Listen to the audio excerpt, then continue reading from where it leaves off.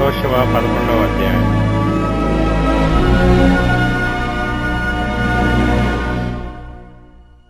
హాసోరు రాజైన యాబీను జరిగిన వాటిని గూర్చి విని మాదోను రాజైన యోబాబుకును షిమ్రోను రాజుకును అక్షాపు రాజుకును ఉత్తర దిక్కుననున్న మన్యదేశంలోను కిన్నెరెతు దక్షిణ దిక్కుననున్న అరాబాలోను షెఫేలాలోను పడమటనున్న దోరు మన్యములోను ఉన్న రాజులకును తూర్పు పడమటి దిక్కుల యందలి కనానీయులకును అమోరీయులకును హిత్తీయులకును పెరిజ్జీయులకును మన్యములోనున్న యెబూసీయులకును మిస్పా దేశమందలి హెర్మోను దిగువ నుండు హివ్వీయులకును వర్తమానము పంపగా వారు సముద్ర తీరమందలి ఇసుక రేణువులంత విస్తారముగానున్న తమ సైనికులనందరినీ సమకూర్చుకొని విస్తారమైన గుర్రములతోనూ రథములతోనూ బయలుదేరిరి.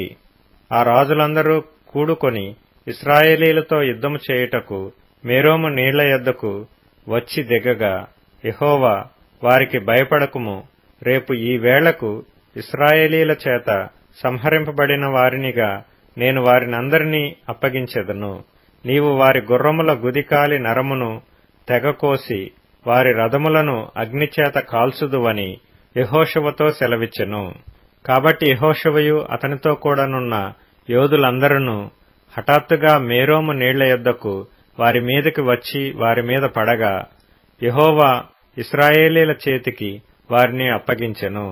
వీరు వారిని హతము చేసి మహాసీదోను వరకును మిశ్రెపోత్మాయిము వరకును తూర్పు వైపున మిస్పే లోయ వరకును వారిని తరిమి నిశ్శేషముగా చంపిరి. యెహోవా యెహోషువతో సెలవిచ్చినట్లు అతడు వారికి చేసెను.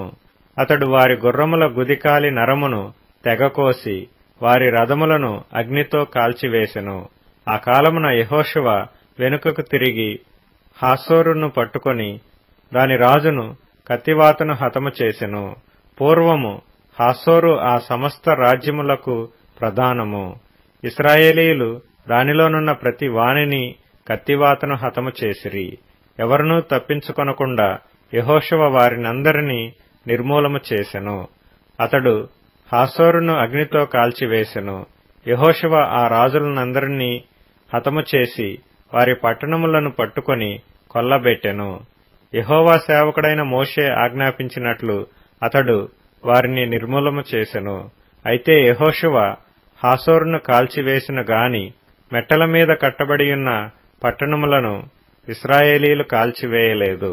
ఆ పట్టణముల సంబంధమైన కొల్ల సొమ్మును పశువులను ఇశ్రాయేలీలు దోచుకొనిరి. నరులలో ఒకరిని విడువకుండా అందరినీ నశింపజేయు వరకు కత్తివాతను హతము చేయుచు వచ్చిరి.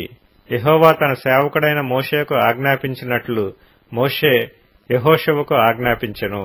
యెహోషువ అలాగే చేసెను. యెహోవా మోషేకు ఆజ్ఞాపించిన వాటన్నిటిలో నొకటియూ అతడు చేయక విడువలేదు. యెహోషువ శేయీరుకు పోవు హాలాకు కొండ మొదలుకొని లెబానోను లోయలో హెర్మోను కొండ దిగువనున్న బయల్గాదు వరకు ఆ దేశమంతటినీ అనగా మన్యమును దక్షిణ దేశమంతటినీ గోషేను దేశమంతటినీ షెఫేలా ప్రదేశమును మైదానమును ఇశ్రాయేలు కొండలను వాటి లోయలను వాటి రాజులనందరినీ పట్టుకొని వారిని కొట్టి చంపెను. బహుదినములు యెహోషువ ఆ రాజులందరితో యుద్ధము చేసెను. గిబియోను నివాసులైన హివ్వీయులు గాక ఇశ్రాయేలీలతో సంధి చేసిన పట్టణము మరి ఏదియూ లేదు. ఆ పట్టణములన్నిటినీ వారు యుద్ధములో పట్టుకొనిరి.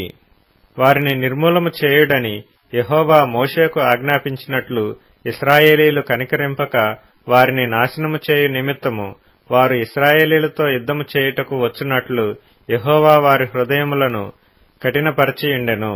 ఆ కాలమున యెహోషువ వచ్చి మన్యదేశములోను అనగా హెబ్రోనులోను దెబీరులోను అనాబులోను యూదా మన్యములన్నిటిలోను ఇశ్రాయేలీల మన్య ప్రదేశములన్నిటిలోనూ ఉన్న అనాకీయులను నాశనము చేసెను.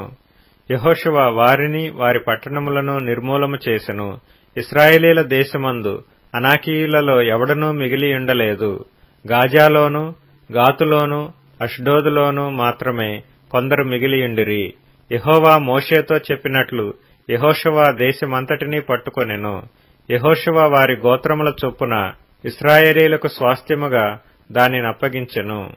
అప్పుడు యుద్ధము లేకుండా దేశము సుభిక్షముగా నుండెను.